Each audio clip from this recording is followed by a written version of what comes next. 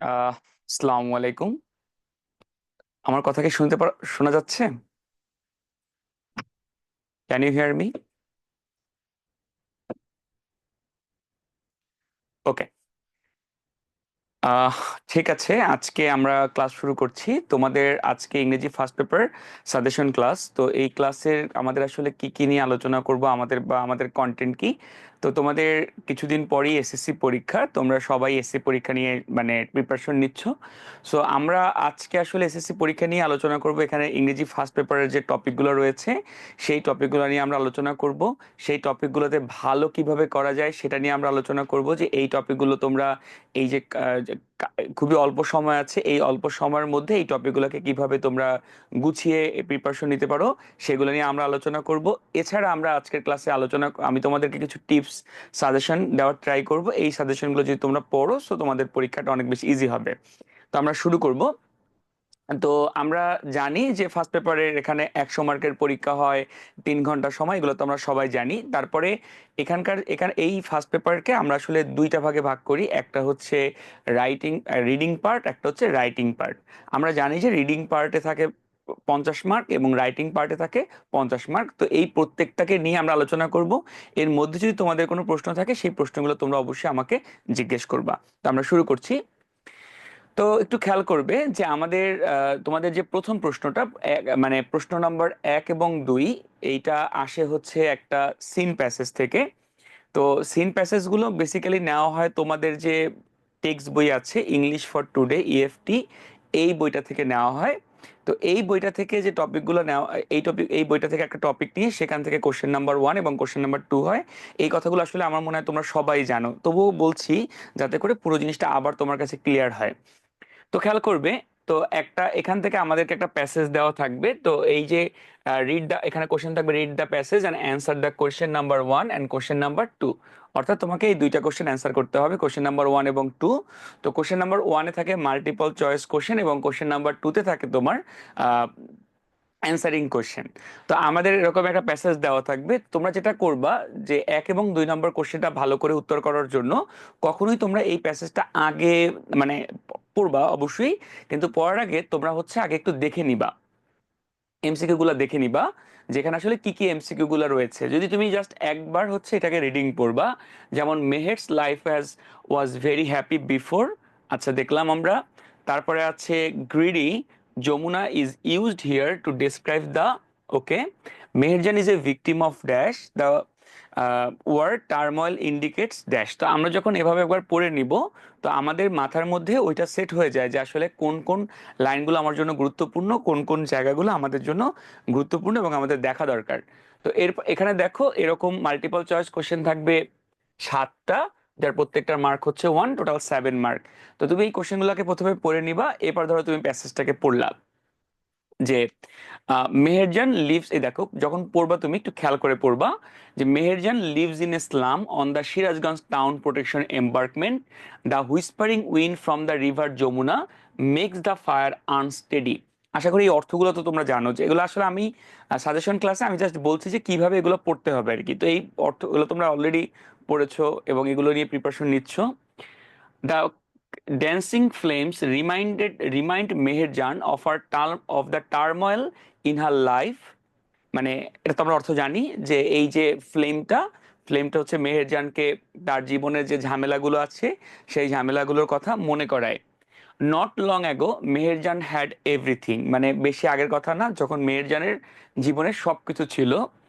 কি কি ছিল? ফ্যামিলি, অ্যারাবল ল্যান্ড, চাষযোগ্য জমি ছিল, অ্যান্ড ক্যাটেল ছিল। The erosion of the river Jamuna gradually consumed all her land property, it finally claimed her only shelter during the last monsoon, এবং last মনসুনে তার সবকিছু এটা নিয়ে গেছে, কনজিউম করে ফেলেছে। It took the river only a day to devour Meher's house, মানে এই যে রিভার এরোজিয়ান তা সেটা মেহেরজানের ঘরবাড়িকে ধ্বংস করতে মাত্র একদিন সময় লেগেছে। Trees, vegetable garden and the bamboo bush, she had a happy family once, তার একসময় একটা সুখী পরিবার ছিল। Over the years she lost her husband and her family to diseases, তারপর কি হয়েছে যে এই সময় সে রোগ এবং অন্যান্য কারণে সে হচ্ছে তার রোগের কারণে বেসিক্যালি সে তার হাজবেন্ড এবং তার অন্যান্য ফ্যামিলি মেম্বারদেরকে হারিয়েছে। আহ এবার বলেছে that cruel hunger and poverty brought to her the family, now she is the only one left to live on with the loss and pain. এবং একমাত্র সেই আছে এই লস এবং পেইন নিয়ে বেঁচে থাকার জন্য। The greedy Jamuna has shattered her dreams and happiness. তো তোমরা এভাবে পড়ে ফেলবা যে এই অর্থগুলো তো সবাই জানো, এগুলো রিডিং পড়ার সময় তোমরা এগুলো মাথায় রাখবা। তারপর বলেছে there are thousand others waiting to share the same fate like Meherjan. এরকম অনেকে আছে যারা মেহেরজানের মতো ভাগ্য বরণ করছে। Bangladesh is a land of rivers, some of whose banks are overflow or erode during monsoon. Erosion is a harsh reality for the people living along the river banks. During each monsoon, many more villages are threatened by the mighty rivers like the Jamuna, the Podda and the Meghna. তাহলে প্রত্যেক বছর পদ্মা মেঘনা যমুনার ভাঙনের কারণে প্রচুর মানুষ হচ্ছে এই দুর্যোগের শিকার হয়, এই হুমকির সম্মুখীন হয়।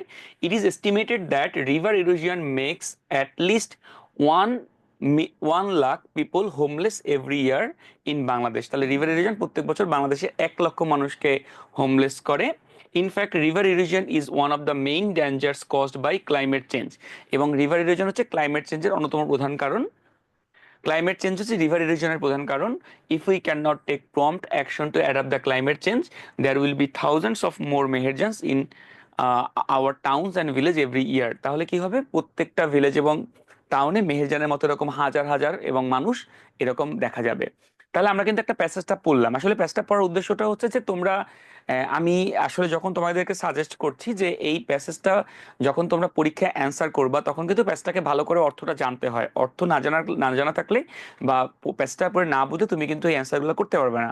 সো যেই প্যাসেজ আমি কিছু প্যাসেজ তোমাদেরকে সাজেশন হিসাবে দিব, ওই প্যাসেজগুলো তোমরা তোমাদের যে পরীক্ষার জন্য তোমরা অর্থ সহ ভালো করে ওইগুলো পড়ে পড়ে নিবা। তো আমরা প্যাসেজটা পড়লাম। তো প্যাসেজ পড়ার পরে যে কোশ্চেনগুলো আসে, যেমন ধরো Meher's life was very happy before. তো মেহেরের লাইফ কিসের আগে ভালো ছিল? বলেছে কি the destruction of the river Jamuna, Jamuna নদীর ভাঙনের আগে তার জীবনটা ভালো ছিল। গ্রিডি যমুনা, তাই তো। Here use to describe the মানে গ্রিডি যমুনা বলতে কি লোভী যমুনা, যমুনা নদীকে লোভী হিসাবে কল্পনা করা হয়েছে এখানে।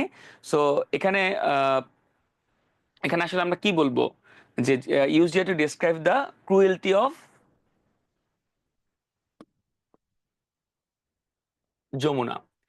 এখানে আসলে স্পেলিংটা একটু ভুল আছে, মানে গ্রিডি যমুনা বলতে বোঝানো হয়েছে, এখানে ক্রুয়েলটি অফ যমুনা বোঝানো হয়েছে। Meherjan is a victim of, Meherjan আসলে কিসের কারণে এই পরিস্থিতির শিকার হয়েছে? River erosion. The word turmoil, turmoil শব্দের টার্ময়েল অর্থ ঝামেলা, সমস্যা, প্রবলেম, ডিজাস্টার, এগুলো হচ্ছে টার্ময়েলের সমর্থক। তাহলে আমরা বলতে পারি এখানে কি হতে পারে? Agitation, constant, reduction, rigid. কি হবে? এজিটেশন মানে হচ্ছে ঝামেলা, অশান্তি। তাহলে আমরা দেখতে পাচ্ছি যে এইভাবে যখন আমরা একটা প্যাসেজ পড়ি তখন সেই প্যাসেজের যে টপিক মানে আমাদের যে এমসিকিউ কোশ্চেনগুলো থাকে এগুলো কিন্তু আমরা খুব সুন্দর করে অ্যান্সার করতে পারবো। তো এবার তোমরা খেয়াল করে দেখবে যখন এখানে অ্যান্সারগুলো রয়েছে, এই অ্যান্সারগুলোর অ্যান্সার করার ক্ষেত্রে তোমরা কিভাবে অ্যান্সার করবে। তোমরা সবসময় এই যে এভাবে একটু এই এই এই প্যাটার্নে অ্যান্সার করবে সবসময়। অনেকে অ্যান্সার করো যে এ এ দিয়ে তারপরে আই ব্যবহার করো, তোমরা এভাবে না, তোমরা এভাবে অ্যান্সার করবা। যেমন ধরো এ এ এর অ্যান্সার ছিল 2, তো তোমরা লিখে নিবা A+2 এভাবে। তারপরে এখানে ছিল C+3, তাহলে C3 এভাবে তোমরা অ্যান্সার করবা। ওকে, আবার এরপরে আমরা তাহলে এই গেল আমাদের এমসিকিউ টাইপের প্রশ্ন। সো এমসিকিউ টাইপের প্রশ্ন নিয়ে আমার সাজেশন হচ্ছে যদি তোমরা প্যাসেজটা ভালো করে আগে পড়া থাকে এবং পরীক্ষার সময় তোমরা যদি একটু আগে প্রশ্নগুলো পড়ে দেন প্যাসেজটা পড়ো তাহলে দেখবা যে এই প্যাসেজটা তোমাদের জন্য খুব সহজ হচ্ছে অ্যান্সার করা। আমরা এবার দেখো এরপরে আছে question number 2, answer the following question. Okay, এখন আমরা যখন দেখছি যে অ্যান্সার দ্য ফলোইং কোশ্চেন, এখানে আমাদেরকে নর্মালি 5টা কোশ্চেন দেওয়া থাকে। প্রত্যেকটার মার্ক হচ্ছে 2 এবং টোটাল মার্ক হচ্ছে 10, 10 মার্কের প্রশ্ন করা থাকে এখানে। তো আমরা যদি একটু খেয়াল করি এখানে প্রশ্নগুলো করা হয়। প্রথম প্রশ্ন বলেছে why does the author call the Jamuna greedy, কেন অথর যমুনা রিভারকে গ্রিডি বলল, তাই তো। দেখো এটা কিন্তু ডিরেক্টলি এই প্রশ্নের উত্তর কিন্তু আমাদের প্যাসেজের কোনো লাইনে নাই, কিন্তু আমরা যদি প্যাসেজটা ভালো করে বুঝতে পারি তাহলে কিন্তু আমরা বুঝবো যে দ্য রিভার যমুনা কি করেছে took everything from the river Jamuna took everything from life of Meherjan. মেহেরজানের জীবন থেকে সব নিয়ে গেছে, যে কারণে আমরা যমুনা রিভার, এবং তার লাইফে ডিজাস্টার এনেছে, তার লাইফে পভার্টি এনেছে, তার লাইফে প্রবলেম এনেছে, যে কারণে আমরা যমুনা রিভারকে গ্রিডি, যমুনাকে আমরা গ্রিডি বলছি। এখন দেখো, তো এই যে অ্যান্সার গুলা তোমরা লিখবা, তো লেখার ক্ষেত্রে মনে রাখবা যেহেতু 2 মার্কের কোশ্চেন, তোমরা কখনোই এক লাইনে অ্যান্সার করবে না। তাহলে আমি কয়েকটা পয়েন্ট, প্রথমত হচ্ছে তোমরা মোর দ্যান ওয়ান লাইনের থেকে বেশি লাইনে অ্যান্সার করবা, কখনোই এক লাইনে অ্যান্সার করে দিবা না। বা এক লাইনে যদি অ্যান্সারটা হয় তাহলে অ্যান্সারটা একটু বড় করার চেষ্টা করবা, কানেক্টর দিয়ে যুক্ত করার চেষ্টা করবা। 2 নাম্বার যে পয়েন্টটা, সেটা হচ্ছে কোনো লাইন সরাসরি তোমরা প্যাসেজ থেকে নিতে পারবে না। মানে প্যাসেজ পড়ার পরে তুমি যেটা বুঝতে পেরেছো সেই জিনিসটাকে তোমাকে এখানে নিজের ভাষায় লিখতে হবে কোশ্চেন নাম্বার 2-তে। তাহলে আমার সাজেশনটা রয়েছে, প্রথমত কখনো সবসময় চেষ্টা করবা অ্যান্সারটাকে একটু বড় করতে, কিন্তু অনেক বড় করা যাবে না। এক লাইন থেকে সর্বোচ্চ 2 লাইনের অ্যান্সার করবা। যদি এক লাইনে অ্যান্সার করো তাহলে কানেক্টর দিয়ে এই জিনিসগুলোকে যুক্ত করে দিবা, তোমার যা তুমি অ্যান্সার করতে চাও সেগুলো যুক্ত করে দিবা। আর যে 2 লাইনে অ্যান্সার করলে তো 2 লাইন করতেই পারো, কোনো সমস্যা নাই। তো আমি তো একটু এখানে দেখো এই অ্যান্সারগুলো আমি এক লাইনে করার চেষ্টা করেছি। আমি আবার তোমাদেরকে দেখাবো কিভাবে এগুলো ভেঙে 2 বা পরে বেশি লাইনেও অ্যান্সার করা যায়। যেমন বলেছে দেখো, the author calls the Jamuna greedy because it devours houses, trees, cattle, arable land, vegetable garden etcetera during each monsoon. মানে প্রত্যেক বর্ষাকালে তোমার কি করে, যমুনা রিভার তার ওই আশেপাশে যে গাছ, তারপরে ঘরবাড়ি, তারপরে ক্যাটেল, গবাদি পশু, চাষযোগ্য জমি, তারপরে ভেজিটেবল গার্ডেন, এগুলো যেহেতু কি করে, এগুলো ডিভোর করে। ডিভোরের বাংলা হচ্ছে গ্রাস বা খেয়ে ফেলা কোনো কিছু। সো তোমরা এখানে বলতে পারো ডেস্ট্রয়েস বলতে পারো, ডেস্ট্রয়েস বলতে পারো। তাহলে তুমি এভাবে অ্যান্সার করতে পারো, এই এক লাইনে আবার 2 লাইনে বলতে পারো যে the author calls the Jamuna river greedy because এটা করেছে, এবং এটাকে একটা, আর এই এই জিনিসটাকে আমরা একটা বিষয়কে বলা হয় পার্সোনিফিকেশন বলে। যদিও আমরা এই আলোচনা যাচ্ছি না, কারণ এসএসসি তে আসলে এটা খুব বেশি গুরুত্বপূর্ণ না। তো তোমরা এখানে আসলে তুলনা করা হচ্ছে, তাকে লোভী হিসেবে কল্পনা করা হচ্ছে। সো যে কারণে এইভাবে তোমরা অ্যান্সার করবা। তারপরে দেখো বলেছে হোয়ার ডাজ মেহেরজান লিভ। এই প্রশ্নটা সরাসরি তোমার টেক্সটে দেওয়া আছে যে Meherjan lives in a slum on the Sirajganj town protection embankment. তাহলে তোমরা কি করবা, তোমরা এই অ্যান্সারটা সরাসরি বই থেকে নেওয়ার, প্যাসেজ থেকে নেওয়ার পরে একটু ওয়ার্ডগুলো চেঞ্জ করে দিবা, এনাফ। সিনোনিম অ্যান্টোনিম সিনোনিম ব্যবহার করে তোমরা অ্যান্সার করতে পারো। আবার তোমরা চাইলে নর্মাল অ্যান্সারটাও জাস্ট প্যারাফ্রেজ করে অ্যান্সার করলে এটা it will be more than enough. Okay. তো কোশ্চেন নাম্বার 2 নিয়ে আশা করি কারোই খুব বেশি প্রবলেম থাকে না। তাহলে আমরা যদি সাম আপ করি, প্রথমত হচ্ছে একদম ছোট কথা অ্যান্সার করা যাবে না, একটু ডিটেল অ্যান্সার করতে হবে, যেহেতু 2 মার্কের প্রশ্ন, বেশিও বড় করা যাবে না, একটু প্রিসাইজ থাকতে হবে। নাম্বার 2 হচ্ছে এই প্যাসেজটাকে সবসময় আমাদের মানে এই যে অ্যান্সার গুলো কোনোভাবেই প্যাসেজ থেকে হুবহু যেন কমন না হয়, এবং প্যাসেজটার ক্ষেত্রে আমরা একটু ওয়ার্ডগুলোকে চেঞ্জ করে অ্যান্সার করার চেষ্টা করব। এই টপিকে ভালো করার উপায় হচ্ছে তোমাদের প্যাসেজটাকে আগে মিনিং সহ ভালো করে পড়া এবং বোঝা। ওকে। এরপর দেখো তোমাদের এই 1 এবং 2-এর জন্য যেই টপিকগুলো গুরুত্বপূর্ণ সেরকম টপিকের এক্সাম্পল এখানে দেওয়া আছে। তোমরা এখানে আমি 9টা প্যাসেজ দিয়েছি, তার মধ্যে প্রথমে আছে May Day, 26 March, Meherjaan, human can neither change, তারপর হেরিটেজ দেওয়া আছে, জাহির রায়হানের আছে, কান্ট্রিজ ইন দ্য ওয়ার্ল্ড আছে, মাইনুল ইসলাম আছে, ইন্টারনেট টেকনোলজি আছে। তোমরা এই প্যাসেজগুলো পরীক্ষার আগে অবশ্যই অবশ্যই অবশ্যই ভালো করে তোমরা দেখে যাবা। ওকে। আমি একবারও বলবো না যে এই টপিকগুলো থেকে কোশ্চেন কমন হবি, এই কথাটা আমি বলবো না, কিন্তু আমি বলবো তোমরা যদি এই প্যাসেজগুলো পড়ে যাও ইনশাল্লাহ একটা ভালো পরীক্ষা দিয়ে আসতে পারবা। এবং এটা পরীক্ষার আগে যে সময়টা আছে অন্যান্যগুলো পড়ার সাথে সাথে তোমরা এটাও ভালো করে পড়ে নিবা। এই যে সিন প্যাসেজগুলো আছে সেগুলো, এখানে আসলে অনেক প্যাসেজ আছে, এর মধ্যে 9-10টা বাছাই করা খুবই ডিফিকাল্ট, বাট এই কয়টা আমার কাছে ইম্পর্টেন্ট মনে হয়েছে। সো এগুলো থেকে তো এগুলো নিয়ে প্রিপারেশন তোমরা নিতে পারো। এবার দেখো, তোমরা যখন এই যে প্যাসেজগুলা, আনসিন প্যাসেজ আছে, আনসিন প্যাসেজের থেকে এবার দেখো 3 নাম্বার যে কোশ্চেনটা, 3 নাম্বার কোশ্চেনে তোমাকে একটা আনসিন প্যাসেজ দিবে, এবং এই প্যাসেজটা সাধারণত তোমার বই থেকে আসে না, বা বই থেকে আসতেও পারে। তো এখান থেকে তোমাকে তোমরা কি করবা, 3 নাম্বারটা খুবই সহজ, এখানে এই প্যাসেজটা ভালো করে পড়তে হবে। প্যাসেজটা পড়ার পরে এই প্যাসেজ থেকে তোমাকে হচ্ছে ওই উইদাউট ক্লুজের যে অ্যান্সার গুলো, এই অ্যান্সার গুলো তোমাকে বের করতে হবে। একটু খেয়াল করি আমরা এখানে আসলে কি কি চ্যালেঞ্জেস গুলো আমরা ফেস করি, বা এই প্রশ্ন সলভ করাটা কিভাবে আমাদের জন্য ইজি হয়। বলেছে দেখো, scientists have identified hydrogen as another form of renewable energy sources. মানে বিজ্ঞানীরা হাইড্রোজেনকে তারা কি করেছেন, আইডেন্টিফাই শনাক্ত করেছেন একটা রিনিউয়েবল এনার্জি, মানে যে রিনিউয়েবল এনার্জি মানে তো বোঝো যে এনার্জিগুলোকে বারবার বিভিন্ন ফর্ম দেওয়া যায় আর কি। এরকম একটা সোর্স হিসেবে আইডেন্টিফাই করেছেন, রিনিউয়েবল এনার্জি সোর্সের আইডেন্টিফাই করেছেন কারা, সায়েন্টিস্টরা। কি কে কাকে আইডেন্টিফাই করেছেন, হাইড্রোজেনকে। এবার বলেছে it is the most abundant element in nature. Abundant মানে পর্যাপ্ত, মানে এইটা এই আমাদের নেচারে আছে এমন যে উপাদানগুলো তার মধ্যে পর্যাপ্ত পরিমাণে আছে হাইড্রোজেন। তারপরে বলেছে but it does not exist separately as a gas. কিন্তু এই হাইড্রোজেনটা মানে যেমন ধরো প্রকৃতিতে নাইট্রোজেন বা অক্সিজেন গ্যাস যেমন একদম নর্মাল ভাবে আছে, এরকম হাইড্রোজেন গ্যাস থাকে না। হাইড্রোজেন গ্যাস একা থাকে না, বরং হাইড্রোজেন গ্যাস থাকে অন্য কোনো কিছুর সাথে কম্বাইন্ড হয়ে। কথাটা পরের লাইনে বলা আছে, it is always combined with other elements such us with oxygen to make water. তার মানে এটা পানির সাথে মিশে থাকে। পানিতে আমরা জানি পানিতে হাইড্রোজেন এবং অক্সিজেন থাকে। সো বলেছে হাইড্রোজেন কোথায় থাকে, হাইড্রোজেন থাকে পানিতে মিশে থাকে। It is always combined with other elements such as oxygen to make water. Hydrogen separated from another element can be burned as fuel to produce electricity. তো অন্যান্য উপাদানগুলো থেকে হাইড্রোজেনকে আলাদা করে এটাকে বার্ন করে কি করা হয়, ইলেকট্রিসিটি প্রডিউস করা হয়। তাহলে আমরা কি বলতে পারি, আমরা দেখো এখানে যখন আমরা এটাকে অ্যান্সার করব কিভাবে অ্যান্সার করা যেতে পারে, scientist have dash out that hydrogen can B. তো এখানে কি হবে, hydrogen scientist have found out, যেহেতু আউট আছে, সো ফাউন্ড আউট।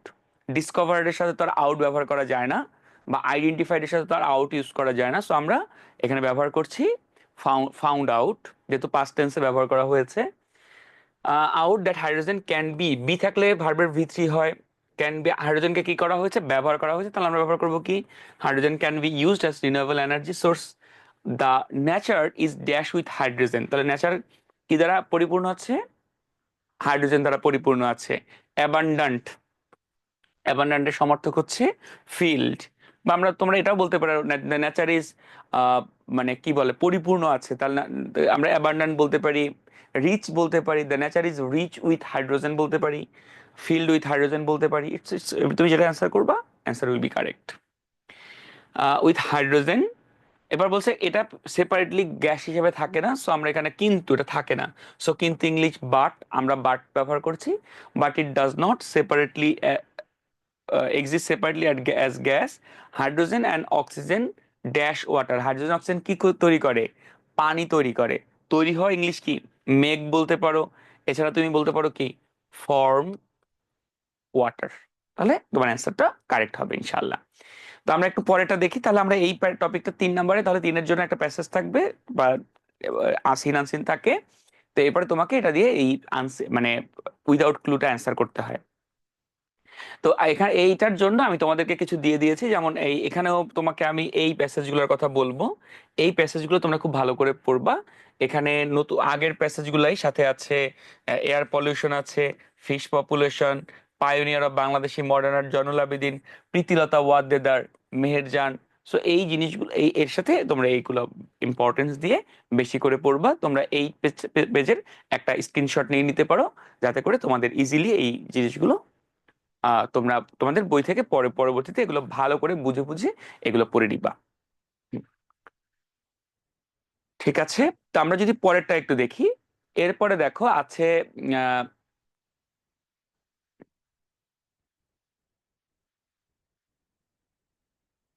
আচ্ছা, এখানে একটু খেয়াল করবা যে এরপর যে তোমার 5 এবং 4 নাম্বার, 4 এবং 5 নাম্বার যে কোশ্চেনটা আছে, সেটা হচ্ছে পুরোপুরি একটা আনসিন কম্প্রিহেনশন। তো আনসিন কম্প্রিহেনশনের ক্ষেত্রে সাধারণত এখানে কোনো একটা মানুষের জীবনী দেয়, কোনো একটা বিখ্যাত মানুষের জীবনী দেওয়া থাকে। তো এখানে আমি তোমাদেরকে অনেকগুলো ব্যক্তির যে যেই ব্যক্তিগুলোর জীবনী আমাদের মানে আনসিন কম্প্রিহেনশনের জন্য গুরুত্বপূর্ণ, সেগুলো তোমাদেরকে দেওয়া হয়েছে। যেমন এখানে আছে চার্লস ব্যাবেজ, যিনি কম্পিউটার আবিষ্কার করেন। নীল আর্মস্ট্রং, নীল আর্মস্ট্রং উনি, তোমরা জানো যে he was the first man to step on moon. তারপর আছে Stephen Hawking, he was greatest, you know, Stephen Hawking কে ওই গ্রেটেস্ট মানে ফিজিসিস্ট, দ্যাট মিনস ফিজিক্সের great one of the greatest person হিসাবে কনসিডার করা হয়। তারপর এখানে আবার ব্যক্তিবাদেও আছে, অর্গানাইজেশন আছে, যেমন ধরো সার্ক। সার্ক আমরা জানি, সার্ক হচ্ছে দক্ষিণ এশিয়ার দেশগুলো নিয়ে যে অর্গানাইজেশন, সেটা হচ্ছে সার্ক। তাছাড়া জন মিল্টনকে উনি he was a great poet in English literature. তারপরে জীবনানন্দ দাশকে আমরা সবাই চিনি, ওনাকে বাংলাদেশের একজন বিখ্যাত কবি ছিলেন, বাংলা সাহিত্যের অ্যাকচুয়ালি শেরে বাংলা একটি ফজলুল হক। তারপরে আহ রবীন্দ্রনাথ ঠাকুর আছে। তারপরে হচ্ছে এই যে দেখো হুমায়ুন আহমেদ আছে, আবুল কাশেম ফজলুল হক আছে, তারপরে হচ্ছে আব্রাহাম লিঙ্কন আছে। সো এই যে জিনিসগুলো আছে, তোমরা এগুলো খুব এই এই যে টপিকগুলো দিয়েছি, এই ব্যক্তিদের জীবনীগুলো, এগুলো তোমরা তোমাদের বইয়ে দেখবা খুব সুন্দর করে দেওয়া আছে। তোমরা এগুলো ভালো করে পড়লে ইনশাল্লাহ তোমাদের জন্য এইটা পড়াটা অনেক ইজি হবে আর কি। তো এখান থেকে যেভাবে প্রশ্ন আসে সেটা একটু খেয়াল করবা। এখান থেকে একটা হচ্ছে যে এই যে দেখো, তোমার যে প্রশ্নগুলো যেভাবে আসে, সরি একটু কেটে কেটে গেছে, একটা হচ্ছে ইনফরমেশন ট্রান্সফার।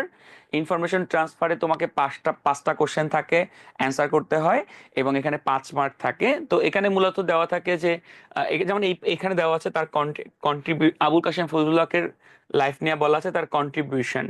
তো হু বলা আছে, তারপর তার লাইফে ইভেন্ট বলা আছে, টাইম বলা আছে, প্লেস বলা আছে। তো তোমরা যখন প্যাসেজটা পড়বা, তোমরা দেখবা যে এই অ্যান্সার গুলো তোমার জন্য খুবই ইজি। এখানেও একই কাজ করবা। যে তোমরা ইনফরমেশন ট্রান্সফারে দেখো, তাহলে তার কি বলা আছে, তার বর্ণ আমরা একটু পড়ে ফেলি। Abul Kashem Fazlul Huq, one of the greatest politicians, was born at Saturia in Barisal. তিনি জন্মগ্রহণ করেন বরিশালের সাটুরিয়াতে। After completing his education he started his career as an examiner in Calcutta university. তার পড়ালেখা শেষ করার পর তিনি ক্যালকাটা ইউনিভার্সিটি জয়েন করেন as an examiner. He made an important role in founding all India Muslim League. তিনি কি করেন, এই যে অল ইন্ডিয়া মুসলিম লীগ তৈরিতে একটা গুরুত্বপূর্ণ অবদান রাখেন ইন 1906, 1906 সালে। He was selected as a member of BLC Bengal. BLC মানে হচ্ছে বেঙ্গল লেজিসলেটিভ কাউন্সিল। মানে আমরা যেমন বর্তমানে সংসদ বলি, তেমনি 1906 সালে এটাকে বলতো বলতো হচ্ছে বেঙ্গল লেজিসলেটিভ কাউন্সিল, সংক্ষেপে হচ্ছে বিএলসি। ইন 1930 তিনি 1913 সালে কি করেন, বেঙ্গল লেজিসলেটিভ কাউন্সিলের সদস্য হন। কত সালে? ইন 1918 একে ফজলুল হক became the general secretary of Indian Congress and was the president of All India Muslim League। তারপর তিনি কি করেন, 1918 সালে তিনি কংগ্রেসের জেনারেল সেক্রেটারি হন এবং পরবর্তীতে তিনি মুসলিম লীগের সভাপতি হন। তাহলে দেখো এই তথ্যগুলো আমরা একে ফজলুল হক সম্পর্কে পেয়ে থাকি। এবার যখন আমরা এগুলোকে অ্যান্সার করব, দেখো তাহলে বলেছে আবুল কাশেম ফজলুল হক তিনি জন্মগ্রহণ করেছেন কবে? 1873। কোথায়? তাহলে কোথায় লাইনটা কিন্তু আমরা পাই, কোথায়? এট সাটুরিয়া ইন বরিশাল। ওকে। তারপরে দেখো he dash he dash event বলেছে না, 1894 প্রেসিডেন্সি কলেজ। তাহলে তুমি দেখো তো যে তুমি কখন দেখবা 1894-এ তিনি প্রেসিডেন্সি কলেজে কি করেছেন।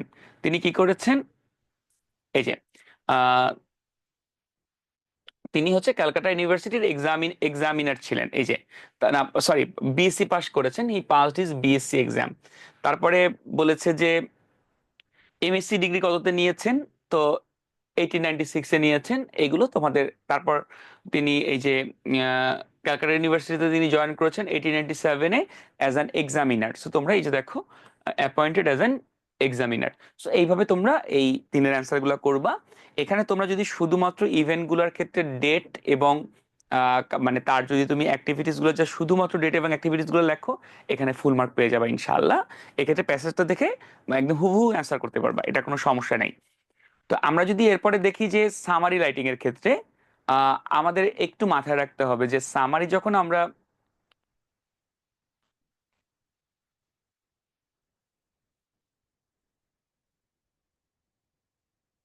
হ্যাঁ, তো এবারে দেখবা, তো আমরা যখন সামারি লেখার ক্ষেত্রে খেয়াল করবা যে আমরা যখন একটা সামারি, হ্যাঁ, আমরা যখন একটা সামারি লেখার ক্ষেত্রে ট্রাই করব, সবসময় মাথায় রাখবা যে একটা সামারি ক্ষেত্রে তোমার সবসময় এটা হবে 1/3।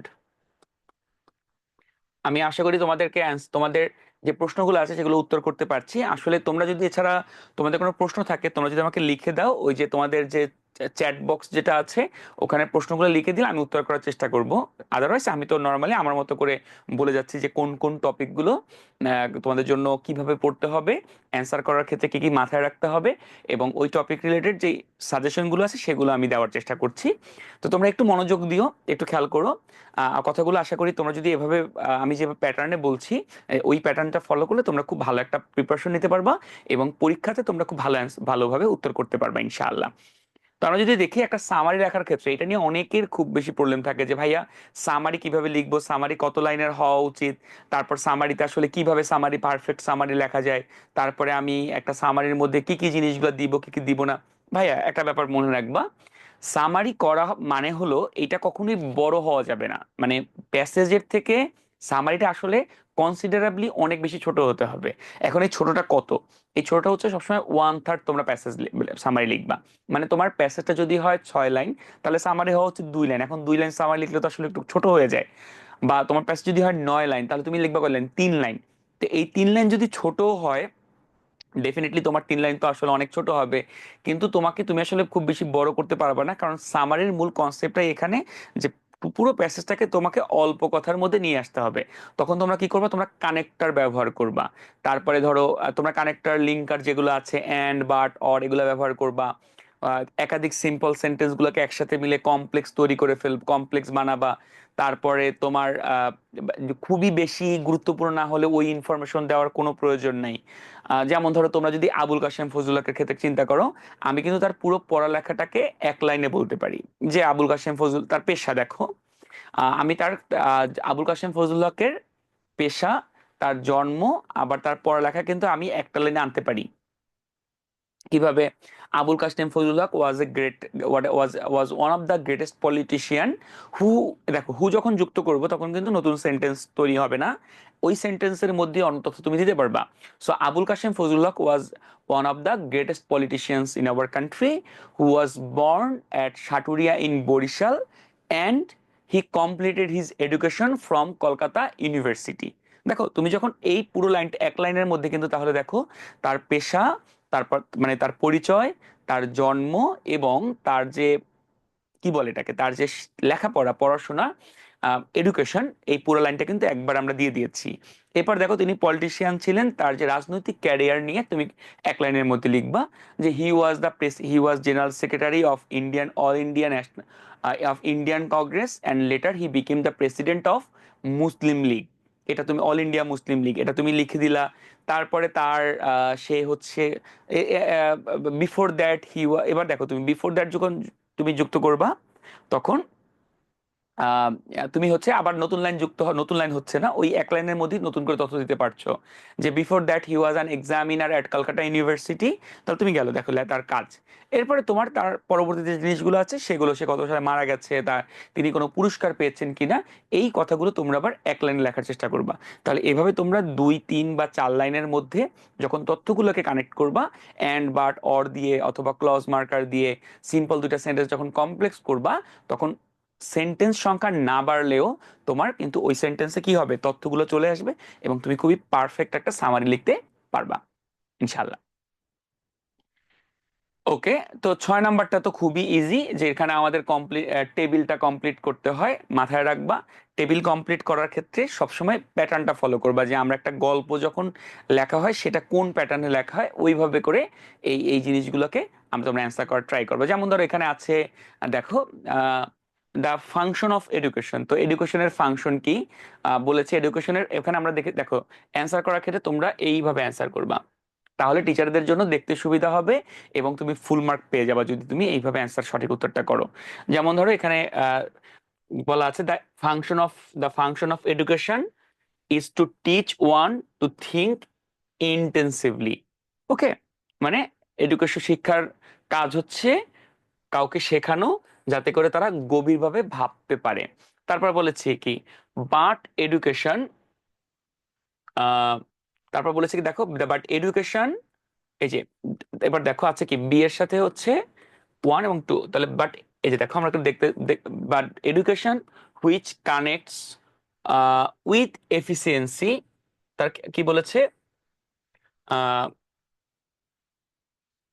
এই যে aided, guided with reasons and gifted with reasons and morality, মানে যেই পড়ালেখাটা এফিসিয়েন্সি আছে ওটা তোমাকে মোরালিটির দিকেও ধাপিত করে, নৈতিকতা এবং হচ্ছে রিজন মানে যুক্তির দিকে ধাপিত করে। তারপর দেখো বলেছে, the most dangerous criminal may be the man who May prove the greatest menace in society, মানে সবচেয়ে বড় যারা ক্রিমিনাল তারা কি করেছে, যে মানে তারা কিন্তু দেখো সমাজে যারা বেশি সবচেয়ে ডেঞ্জারাস যেসব ক্রিমিনালরা রয়েছে তারা কি করেছে, maybe the man May prove the greatest menace two society, তারা সমাজের জন্য সবচেয়ে বেশি ক্ষতির কারণ, ভয়ের কারণ। সো তোমাকে এই লাইনগুলো সবসময় ক্লিয়ার থাকতে হবে, মানে যাতে লাইনগুলোর মিনিং তৈরি হয় এবং লাইনের একটা ধারাবাহিকতা থাকে, এইভাবে অ্যান্সার করবা। এই টপিকটা অ্যান্সার করা খুবই ইজি, আশা করি সবাই এটা খুব ভালো করে পারো। এখানে আসলে তুমি যদি একটু প্রিভিয়াস বোর্ড কোশ্চেন গুলো পড়ো, it will be more then enough for you. এখানে 5টা কোশ্চেন থাকে, প্রত্যেকটার মার্ক 1 এবং টোটাল মার্ক হচ্ছে 5। ওকে, তো আমরা এখন তো আমরা দেখবো, আমরা অ্যান্সার করার ক্ষেত্রে যেটা বললাম মাথায় রাখবা, যে এইভাবে করে তোমরা এই জিনিসগুলো লিখে দিবা পাশে, যে কার সাথে কোনটা যুক্ত করলে আমরা কারেক্ট সেন্টেন্সটা পাই আর কি। এবার দেখো, এই ম্যাচিং এর ক্ষেত্রে আমি কিছু এক্সাম্পল দিয়েছি, তোমরা যে যে যে যে- যেই টেস্ট পেপারটাই পড়ছো, তুমি ওই টেস্ট পেপারে এই এক্সাম্পল গুলো পাবা, এগুলো একটু ভালোভাবে খেয়াল করবা। এগুলো কনক্লুসিভ না, মানে এগুলো হচ্ছে প্র্যাকটিসের জন্য দেওয়া, মানে এরকম না যে তুমি এটা পড়লে এখান থেকেই কমন আসবে। এটা আসলে কোনোভাবেই তোমাকে কেউ গ্যারান্টি দিতে পারবে না, আমিও গ্যারান্টি দিতে পারছি না যে এইটাই তোমার পরীক্ষায় কমন আসবে। কিন্তু তোমরা যখন প্রিপারেশন নিবা, যখন তোমরা আহ, তখন তোমরা এই টপিকগুলোতে প্রিপারেশন নিবা, কারণ ওভারঅল এগুলো খুব গুরুত্বপূর্ণ। এর মধ্যে যেমন আছে ডেমোক্রেসি, ডেমোক্রেসি থেকে আছে, তারপরে দেখবা যে জাপানিজ, পাংচুয়ালিটি, প্যাট্রিয়টিজম, ইমেইল দিয়ে আছে, ডোনেশন অফ ব্লাড আছে, তারপরে এই যে এডুকেশন আছে। সো এই জিনিসগুলো দেখবা তোমাদের বারবার বারবার বোর্ডে আসছে এবং অন্যান্য স্কুল এবং ভালো স্কুল কলেজগুলোতে আসছে। সো এইগুলোকে তোমরা একটু প্রায়োরিটি দিলে আশা করি তোমাদের জন্য প্রিপারেশন নিতে প্রচন্ড রকম খুবই সহায়ক হবে। এবারে খেয়াল করে দেখো, যে আমরা যখন একটা 7 নাম্বারটা খেয়াল করে দেখো, এটা খুবই গুরুত্বপূর্ণ, রিয়ারেঞ্জ। তো রিয়ারেঞ্জের ক্ষেত্রে তোমাদের হচ্ছে এখানে আহ 7টা কোশ্চেন থাকে, 7টা লাইন থাকে, 1 মার্ক করে। সো টোটাল হচ্ছে 7 মার্ক থাকে রিয়ারেঞ্জে। টোটাল হচ্ছে 7 মার্কস। তো এখানে সরি সরি, টোটাল হচ্ছে,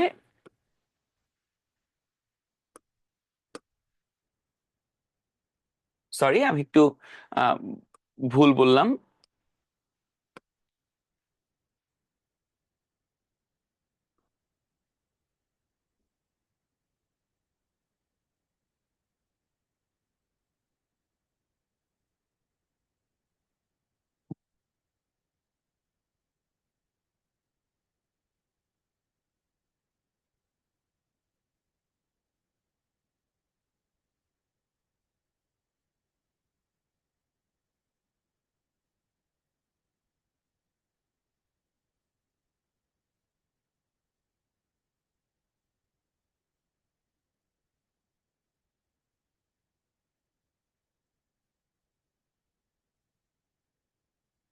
আচ্ছা, তো একটু খেয়াল করবে যে আমরা এই এই যে অংশটা রয়েছে, যে আমরা যখন রিয়ারেঞ্জের ব্যাপারে আমাদের আসলে কি কি কাজগুলো করতে হবে, আমি সরি একটা সেকেন্ড আমি তোমাদের সময় নিচ্ছি। আই এম সো সরি, একটু কারণে আমার হচ্ছে একটু ওই যে একটু সেট আপ করতে হয়েছে। আচ্ছা, একটু খেয়াল করে বা করবা যে এখানে আমাদের যে 7 নম্বরে যেটা আছে এটা হলো রিয়ারেঞ্জ, এটা খুবই আমাদের জন্য গুরুত্বপূর্ণ। তো রিয়ারেঞ্জের ক্ষেত্রে আমরা তো বলেছিলাম যে এখানে 8টা লাইন থাকে, প্রত্যেকটাকে কারেক্ট করার জন্য 1 মার্ক। কিন্তু একটা ইন্টারেস্টিং ব্যাপার হচ্ছে রিয়ারেঞ্জে কখনোই 1 মার্ক ভুল হয় না, এটা সবসময় 2 মার্কস ভুল হয়েছে। মানে হয় তুমি এখানে মানে যদি কোনো একটা ভুল করো তাহলে আসলে ভুল হবে 2টা, কারণ 2টা মিসপ্লেসড হয়ে যাবে। এগুলো তোমরা সবাই জানো। তো এখানে একটু খেয়াল করবা যে আমরা যখন একটা রিয়ারেঞ্জের ক্ষেত্রে আমাদের যে বিষয়গুলো মাথায় রাখতে হবে সেটা হচ্ছে যে আহ, আমরা যখন আমাদের বাংলায় ওই গল্পটাকে চিন্তা করতে হবে, যে আমরা যখন একটা গল্প পড়ি বা কোনো একটা বই থেকে আমরা যখন একটা গল্প পড়ি তখন কিন্তু আমরা একটা প্যাটার্ন মনে রাখি, যে গল্পের আসলে কখন কোনটা হয়। আমরা কি সবসময় কিন্তু একই মানে আমরা কিন্তু একটা প্যাটার্ন সবসময় মনে রাখি, ছোটবেলা থেকে যখন গল্প পড়তাম যে once upon a time there was a lion and a mouse, তাই তো? So এক সময় এই এই যে তারপরে লায়ন একদিন বিপদে পড়েছে, মাউস তাকে হেল্প করেছে। সো এইভাবে কিন্তু একটা গল্প আগায়, এটাকে আসলে খুব যে মানে রোবোটিক্যালি তুমি একটা অ্যান্সার করবা, it doesn't work like that. এখানে একটু প্যাটার্নটা মাথায় রাখতে হয় যে আসলে একটা গল্পের যে সিকোয়েন্সটা, সেই গল্পের সিকোয়েন্সটা কেমন, এবং এটাকে তোমাকে প্রচন্ড রকম মানে খুবই ভালোভাবে এই জিনিসটা খেয়াল রাখতে হবে। তাহলে দেখবা যে এখানে অ্যান্সার করা খুবই ইজি, ইজি আর কি এই টপিকটা। তো আমরা একটু করবো কি, প্রথমে যেটা করবো, আমরা সবসময় পেলেই এই প্রশ্নের সবগুলো লাইন আমরা একবার পড়ে ফেলবো। যেমন এখানে আছে, the king followed the advice of the physician and became slim and fully cured. He advice the king to move a heavy club into the air till he got tired. He did not go and go physi he did not undergo physical labor. The doctor was very wise. He became bulky and could not move or do anything. Once there was a king who was very idle. He did not prescribe any medicine. He called in a doctor. আচ্ছা, তা আমরা যদি পড়ি আর কি, তাহলে এখানে দেখতে পাচ্ছি যে একটা রাজা নিয়ে কথা বলা আছে, রাজা অসুস্থ এই কথাটা বলা আছে, রাজা অনেক ফ্যাট এটা বলা আছে, সে কোনো কাজ করতো না এটা কথা বলা আছে, ডক্টর যে ওয়াইজ সেই কথাটা বলা আছে। তো সে ডক্টর ডেকেছে, এই জিনিসগুলো কিন্তু বলা আছে। তার মানে আমরা কিন্তু সিনারিটা বুঝতে পারছি যে এখানে একজন রাজার কথা বলা আছে যিনি অসুস্থ, তাকে সুস্থ করা নিয়ে বলা আছে, এবং হচ্ছে এখানে একজন ডাক্তারের কথা বলা আছে। তো আমরা যদি একটু শুরু করি, দেখো তুমি, আমরা কিন্তু গল্পটা শুরু করেছি কি দিয়ে, এই যে once there was a king who was very idle. এই যে আমি অ্যান্সারটা দেখো, মানে এক ওয়ান্স, একদা এক সময় একজন রাজা ছিলেন যিনি ছিলেন অত্যন্ত অলস। এবার দেখো বলেছি আমরা সি নাম্বারটা অ্যান্সার করছি। He did not undergo physical labour, সে শারীরিকভাবে কোনো পরিশ্রম করতো না। তারপরে বলা আছে দেখো, he became bulky and could not move or do anything. সে বাল্কি মানে হচ্ছে ফ্যাট হয়ে যাওয়া, বা সে স্থূল হয়ে যাওয়া, সে স্থূল হয়ে গেছে এবং সে নড়াচড়া করতে পারতো না এবং কোনো কাজকর্ম করতে পারতো না। তারপরে বলেছে দেখো এইচ নাম্বারে, he called in a doctor, যেহেতু সে কিছু করতে পারতো না সে একজন ডক্টরকে ডাকলো। তারপরে আহ, দেখো ডক্টর কি করেছে, the doctor was very wise, doctor ছিল অনেক বুদ্ধিমান, ডক্টররা বুদ্ধিমানই হয়। তারপরে বলেছে he did not prescribe any medicine, সে তাকে কোনো মেডিসিন দেয়নি, কোনো ওষুধ প্রেসক্রাইব করেনি তাকে। কি করেছে তাহলে, he advice the king to move a heavy club into the air till he get tired. সে একটা বড় ক্লাব মানে লাঠি, সে একটা মোটা লাঠিকে এরকম মুভ করতে বলেছে যতক্ষণ না সে টায়ার্ড হয়ে যায়। ওকে, এবং কি করেছে, এই the king followed the advice of the physician and became slim and fully cured. তো এই কাজটা করতে গিয়ে ডক্টর, ওই রাজা কি করেছে, রাজা সুস্থ হয়ে গেছে। এই কাজটা করতে গিয়ে রাজা সুস্থ হয়ে গেছে এবং সে পুরোপুরি সুস্থ হয়ে গেছে, মানে হি বিকেম, সে স্লিমও হয়ে গেছে এবং ফুললি কিওর্ডও হয়ে গেছে। তাহলে আমি এই লাইন, এটা আমি কেন বলছি দেখো, আমি খুবই সহজ একটা এক্সাম্পল এখানে দিলাম। তো তাহলে দেখো তুমি এবার দেখো গল্পটা কিন্তু তুমি অন্যভাবে কিভাবে চিন্তা করতাম। ঠিক আছে? আচ্ছা, সেভেনের ক্ষেত্রে অ্যান্সার করার সময় প্যাসেজ লিখতে হবে কিনা ভাইয়া, তুমি সবার আগে এইটা এইটা লিখে ফেলবা। এইটা লেখার পরে যদি দেখো যে টাইম আছে, কারণ মেন্টাল স্যাটিসফ্যাকশনটাও কিন্তু গুরুত্বপূর্ণ। তুমি তো জানো না যে তোমার খাতাটা আসলে কে দেখবে। নর্মালি টিচারদের কাছে যেই ইনস্ট্রাকশন দেওয়া থাকে সেটা হলো যে কেউ যদি এই স্ট্রাকচারগুলো লেখে তাকে ফুল মার্ক দেওয়াটা, এটা হচ্ছে রুল। কিন্তু অনেক সময় দেখা যায় টিচাররা কি করেন, তারা অনেক সময় মার্কটা দিতে চান না। তাহলে তুমি কি করবা, তোমার দেখবা খুবই সময় লাগবে না। তুমি যদি এইটা তোমার লেখা হয়ে যায়, এটা লেখা হয়ে যায়, তুমি খুব দ্রুত এরপরে এই প্যাসেজটা লিখতে পারবা। আবার অনেক সময় কিন্তু এরকম হয় যে তোমার হয়তো লেখার মধ্যে কোনো একটা ভুল হয়েছে, যখন তুমি প্যাসেজটা লিখতে যাবা তখন কিন্তু ওই ভুলটা মনে পড়ে এবং তখন তোমার কারেকশন করার সুযোগ থাকে। তাহলে তুমি কি করো, আমার দিক থেকে সাজেশন হচ্ছে তোমরা অবশ্যই প্যাসেজটা লিখবা সেভেনের ক্ষেত্রে। ওকে,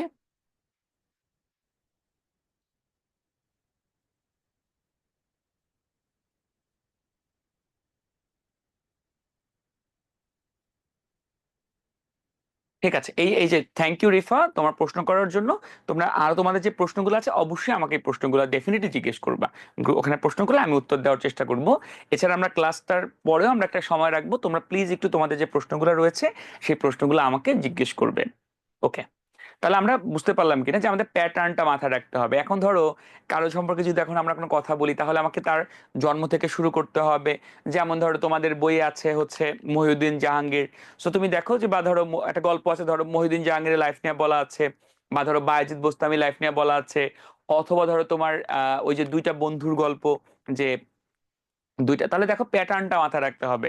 যেমন একটা মানুষের ক্ষেত্রে তার জীবনের গল্পের প্যাটার্ন কি, তার জন্মগ্রহণ করে, তারপর তার জন্মস্থানের কথা, তার জন্মর কথা বলা হয়, জন্মস্থানের কথা বলা হয়, তারপরে তার এডুকেশনের কথা বলা হয়, তারপর তার প্রফেশনাল লাইফ বা তার যে পেশা সেটা নিয়ে কথা বলা হয়, তারপর তিনি যদি সমাজে কোনো বড় অবদান রাখেন কোনো পেশার ক্ষেত্রে, কোনো কাজের ক্ষেত্রে, সেই কথাগুলা বলা হয়। তারপর কিন্তু তার মৃত্যু নিয়ে কথা বলা হয়, বা তাকে নিয়ে মানুষ যে সম্মান করে সেই কথাগুলো কিন্তু বলা হয়। এই প্যাটার্ন গুলো মাথায় রাখলে এবং তোমার যদি প্রিপারেশন নাও, তাহলে দেখবে এগুলো খুবই তোমার জন্য ইজি হচ্ছে। প্রিপারেশন নেওয়ার জন্য আমি তোমাদেরকে 14টা টপিক দিয়েছি, 14টা টপিক দিয়েছি। এখানে আছে Pasteur, Napoleon and the boy, the old sailor, penicillin, অথবা হচ্ছে doctor Alexander Fleming and penicillin. কারণ আলেকজান্ডার ফ্লেমিং বেসিক্যালি পেনিসিলিন আবিষ্কার করেছিলেন। তারপর হচ্ছে শামিম বা বেলাল আছে, তৈমুর। তারপর হচ্ছে the idol king and the wise doctor, এই মাত্র যেটা সলভ করলাম তোমাদের দিয়ে, ফিজিশিয়ান। অ্যান্ড্রোক্লেস আছে, অ্যান্ড্রোক্লেস অ্যান্ড দ্য লায়ন আছে, দ্য ডগ অ্যান্ড টু ক্রাও। তারপর আছে শেরে বাংলাকে ফজলুল হক, মাউন্ট এভারেস্ট, সক্রেটিস। সো এগুলো থেকে তোমরা প্রিপারেশন নিবা আর কি। হ্যাঁ, এগুলো থেকে প্র্যাকটিস করবা। এই এই এবারে দেখো আমাদের যে 8 নাম্বার টপিকটা আছে, এটা হলো আমাদের সবাই জানি, এটা হলো প্যারাগ্রাফ। তোমাদের পরীক্ষায় একটা প্যারাগ্রাফ থাকে, এবং প্যারাগ্রাফে তোমাদের যে প্রশ্নটা, মানে প্রশ্নটা করা থাকে কোন প্যাটার্ন, এখানে প্রশ্নটা করে যে answer the following question to write a paragraph on our, ধরো আমার এখানে একটা এক্সাম্পল দিলাম যে আওয়ার ন্যাশনাল ফ্ল্যাগ, মানে আমাদের ন্যাশনাল ফ্ল্যাগ নিয়ে একটা প্যারাগ্রাফ লিখতে হবে, এবং মাথায় রাখতে হবে এই প্যারাগ্রাফে যাতে করে এই যে প্রশ্নগুলো রয়েছে এ থেকে জি পর্যন্ত, এই প্রশ্নগুলোর অ্যান্সার যেন এই প্যারাগ্রাফে থাকে। হ্যাঁ, এই এই প্রশ্নটার আমি উত্তর দিব প্যারাগ্রাফের, তো একটু ধৈর্য ধরো, আমি ইনশাল্লাহ এই প্রশ্ন উত্তর দিব যে কত পেজ লিখতে হবে, পেজ লিমিটেশন আছে কিনা। আচ্ছা, তো বলা হয়েছে যেখানে এই 6টা কোশ্চেন অ্যান্সার করতে হবে, এবং প্যারাগ্রাফে লিখতে হবে কি আওয়ার ন্যাশনাল ফ্ল্যাগ। তো আমরা যখন এখানে দেখো প্রশ্নগুলোর ক্ষেত্রে খেয়াল করো, দেখো প্রশ্নটা কি, what is the symbol of independence, symbol of ইন্ডিপেন্ডেন্সটা কি, বা ইন্ডিপেন্ডেন্স, সরি, ইন্ডিপেন্ডেন্সের সিম্বলটা কি। এবার বলেছে যে হোয়াট ইজ ইটস মেজারমেন্ট, এটার মেজারমেন্টটা কি, what is it made of, এটা কি দিয়ে তৈরি, হোয়াট ইজ ইটস কালার, এটার কালার কি, what does green colour symbolise, green colour দিয়ে কি সিম্বলাইজ করা হয়, what does the red circle symbolise, red circle দিয়ে কি সিম্বলাইজ করা হয়, how can we uphold its honour, আমরা কিভাবে এর সম্মান রক্ষা করতে পারি। মানে এখানে কিন্তু আওয়ার ন্যাশনাল ফ্ল্যাগ নিয়েই বলা আছে। সো আমরা যদি প্যারাগ্রাফটা যদি শুরু করি, আমরা কিভাবে লিখবো। এখন দেখো, প্যারাগ্রাফটা একটা আইডিয়াল প্যারাগ্রাফ কত লাইনের হয়, একটা আইডিয়াল প্যারাগ্রাফ কত পেজের হয়, এই প্রশ্নটা উত্তর করার আমি চেষ্টা করব। এখানে দেখো বলা হয়েছে what is the symbol of our independence, তোমরা জানো, তাহলে আমরা প্যারাগ্রাফ শুরু করতে পারি যে our national flag is the symbol of our independence that we got through a bloody war in 1971। মানে 1971 সালের রক্তক্ষয়ী যুদ্ধের মাধ্যমে আমরা আমাদের যে স্বাধীনতা অর্জন করেছি, ইন্ডিপেন্ডেন্স অর্জন করেছি। আহ তুমি হচ্ছে, হ্যাঁ, শুধু use gorgeous word, not just you in a simple language. আমি একটু এ ব্যাপারে আমি একটু আসছি, হ্যাঁ, আমি প্রশ্নগুলো উত্তর করব। তাহলে আমরা প্রথমে তো হচ্ছে কত লাইনের বা কতটা পেজের আর কি, এটা একটু বলি। সেটা হচ্ছে, তাহলে তুমি দেখো এক লাইনে কিন্তু এক্সাম্পল দিলা, মানে যে না, ইন 1971 যে আমাদের ব্লাডি ওয়ার হয়েছে, রক্তাক্ত যুদ্ধ, যার ফলে আমরা ইন্ডিপেন্ডেন্সটা পেয়েছি, এবং এই ইন্ডিপেন্ডেন্সের সিম্বলটা হচ্ছে আওয়ার ন্যাশনাল ফ্ল্যাগ। হুম। আচ্ছা, এবারে তুমি আমরা বলতে পারি একটু এক্সট্রা ইনফরমেশন বলতে পারি, in every country there is a in every country বা every independent country they have their own flag, and as an independent nation we have our own flag. তাহলে এই ফ্ল্যাগ নিয়ে কথা বলা হয়েছে। এরপরে দেখো তোমাকে এই ফ্ল্যাগের যে মেজারমেন্টটা আছে, এই মেজারমেন্টটা কি, আওয়ার ন্যাশনাল ফ্ল্যাগের মেজারমেন্টটা হচ্ছে যে এটা হচ্ছে যে 2:3। দেখো সো বলতে পারি কি, it is rectangular in shape. তাহলে আমাদের ন্যাশনাল ফ্ল্যাগটা কোন শেপের? রেক্টাঙ্গুলার, আমরা জানি রেক্টাঙ্গেল। এবং বলেছে উইথ দ্য রেশিও অফ 2:3, মানে এটা রেশিওটা হচ্ছে মানে, তো রেশিওটা তোমরা একটু ইয়া করবা। এবার বলেছে আহ আহ, এবার এই যে এখানে দেখো, খেয়াল করে দেখো। এরপর বলেছে যে মেজারমেন্টটা কি, আমাদের মেজারমেন্টটা, সরি আমি ভুল বললাম, হয়তো 1:6 হবে খুব সম্ভবত মেজারমেন্টটা। তারপর বলছে what is it made of, এটা কি দ্বারা তৈরি। হ্যাঁ, আচ্ছা, এটা কি দ্বারা তৈরি আমাদের ন্যাশনাল, এটা ইউজুয়ালি এটা হচ্ছে যে it is made, our flag is made of high quality cloth, usually cotton or silk, and consist of, এই যে এই যে আমরা যখন দেখবো, এটা তো হচ্ছে অন্য একটা দেশের প্যারাগ্রাফ মানে ফ্ল্যাগ। আমাদের ফ্ল্যাগের ক্ষেত্রে কি বলতে পারি আমরা? আমরা বলতে পারি what is it made of, it is made of high quality, high quality cloth such as cotton or silk, এভাবে বলতে পারি। নর্মালি কটন, আমরা কটন, তারা বলছে কটন। এরপর বলছে what is its colour. So there are two colours, there are two particular colours in our national flag. Number, they are red and, they are red and green. So green is the main color here, and there is a red circle in the middle of it. এবার দেখো, বলেছে যে what does green colour symbolise, মানে green colour দিয়ে কি mean করা হয়? Green colour symbolises the greenery and the natural beauty of our country. দেখো, তারপরে তোমরা বলতে পারো যে it symbolises the our entire country as one, as a beautiful one. একটা বিউটিফুল সুন্দর কান্ট্রি, সবুজ কান্ট্রি, দেশ, এটা সিম্বলাইজ করা হয় গ্রিন কালার দিয়ে। Red circle symbolises our sacrifices, the blood we shade for the independence of our country. And এই জিনিসগুলো তোমরা এখানে লিখবা। How we can uphold its honour, আমরা এটাকে আফোল্ড করতে পারি কিভাবে? অনেকভাবে। The it is mandatory for every government, non government and semi governmental organisation to host, to host a host our national flag on every day, মানে প্রত্যেক দিনের শুরুতে সকল সরকারি, বেসরকারি এবং আধা সরকারি প্রতিষ্ঠানের সামনে ফ্ল্যাগটা রাখতে হয়।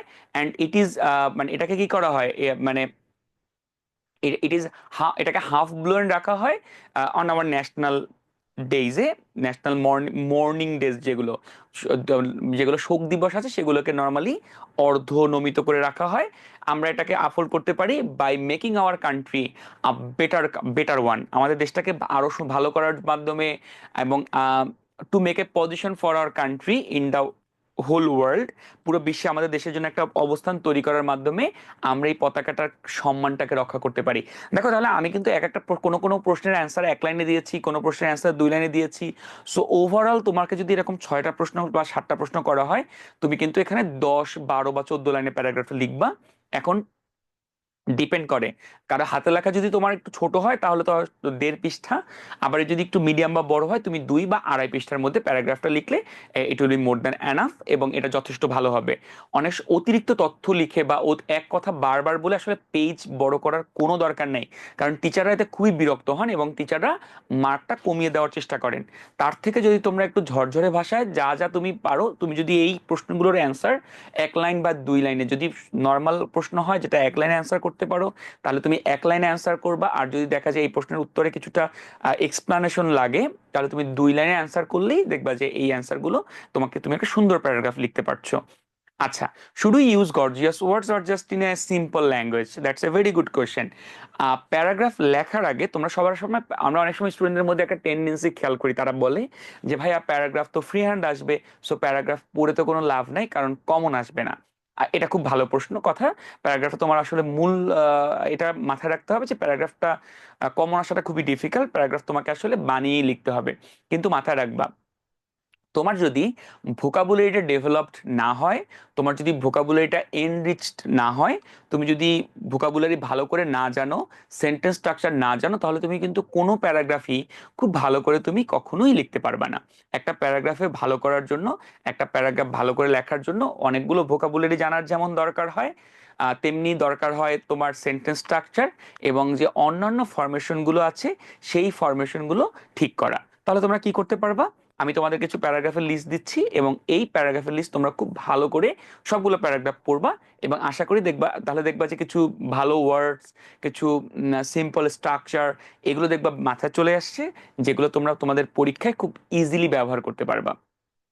আমরা একটু, আমরা যদি দেখি, আমি তোমাদেরকে 14টা প্যারাগ্রাফ দিয়েছি এখানে। এখানে টি প্লান্টেশন, সো তোমরা এটা পারবা ডেফিনেটলি, যে তোমরা ট্রি প্লান্টেশনে তোমরা কি কি অ্যান্সার করবা, যে ট্রি প্লান্টেশন কেন গুরুত্বপূর্ণ, ট্রি প্লান্টেশন জিনিসটা কি, ট্রি প্লান্টেশনের ইম্পর্টেন্সটা কি, কেন গুরুত্বপূর্ণ, ট্রি প্লান্টেশন না করলে কি কি প্রবলেম হয়, ট্রি প্লান্টেশন করলে কি কি ভালো হয়, এরপর ট্রি প্লান্টেশনটাকে বাড়ানোর জন্য, অ্যাওয়ারনেস ক্রিয়েট করার জন্য আমরা মানুষের মধ্যে কি কি জিনিসগুলো তৈরি করতে পারি, এই বিষয়গুলো তোমার প্যারাগ্রাফে থাকতে হবে। ডিফরেস্টেশন আছে, ড্রাগ এডিকশন আছে, তারপর আছে book fair, school magazine, school ম্যাগাজিনের ক্ষেত্রে স্কুল ম্যাগাজিন কি, স্কুল ম্যাগাজিন কিভাবে লেখা হয়, স্কুল ম্যাগাজিনের কন্টেন্ট গুলা কি কি কি কি কন্টেন্ট গুলো থাকে, স্কুল ম্যাগাজিন কিভাবে টিচার স্টুডেন্টদেরকে তাদের মধ্যে একটা যে বন্ডিং ক্রিয়েট করা, বা স্টুডেন্টদের ক্রিয়েটিভিটি বাড়ানোর জন্য, তাদের এক্সপ্রেস করার যে ক্যাপাবিলিটি সেটা বাড়ানোর জন্য কিভাবে ভূমিকা রাখে। স্কুল ম্যাগাজিনের ক্ষেত্রে তুমি তুমি কিভাবে স্কুল ম্যাগাজিনটা পছন্দ করো, তুমি স্কুল ম্যাগাজিনে লেখা দাও কিনা, এই মতামতগুলো কিন্তু তুমি দিতে পারো। এছাড়া আছে importance of early rising, water pollution, winter morning, rainy day, tea stall, school library, traffic jam, street hawker, visit to a place of historical interest, এইগুলো তোমরা অবশ্যই বাসায় প্র্যাকটিস করবা। এবারে খেয়াল করবা নাম্বার 9 যেটা আছে, যে দেখো বলেছে read the beginning of a story, write 10 new sentence to complete the story, give a suitable title to it. মানে তোমাকে একটা টাইটেল, এখানে একটা স্টোরির ক্ষেত্রে তোমাকে হচ্ছে স্টোরির 1, 2 বা 3 লাইন দেওয়া থাকবে, স্টার্টিং বা ইনিশিয়ালস গুলো দেওয়া থাকবে, দেন তোমাকে কি করতে হবে, ওইটা নিয়ে একটা স্টোরি লিখতে হবে। এখন স্টোরি লেখার ক্ষেত্রে কয়েকটা বিষয় নিয়ে খুবই মাথায় রাখতে হবে, এটা নিয়ে আমরা একটু কথা বলছি। আমরা 1-2 মিনিটের একটা ব্রেক নিচ্ছি প্লিজ।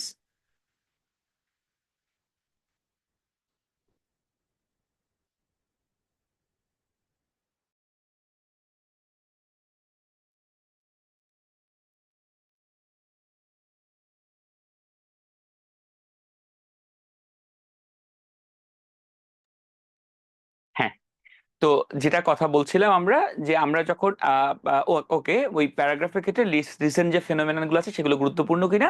হ্যাঁ, জুলাই রিভলিউশন, তারপরে হচ্ছে মানে স্টুডেন্ট, মানে এই যে ফাইট অ্যাগেনস্ট ডিসক্রিমিনেশন, এগুলো তোমরা পড়তে পারো। হ্যাঁ, বাট আমার মনে হয় যে ওই গতানুগতিক যে টপিক গুলো আছে, ইনশাল্লাহ এখান থেকেই প্রশ্নগুলো হবে।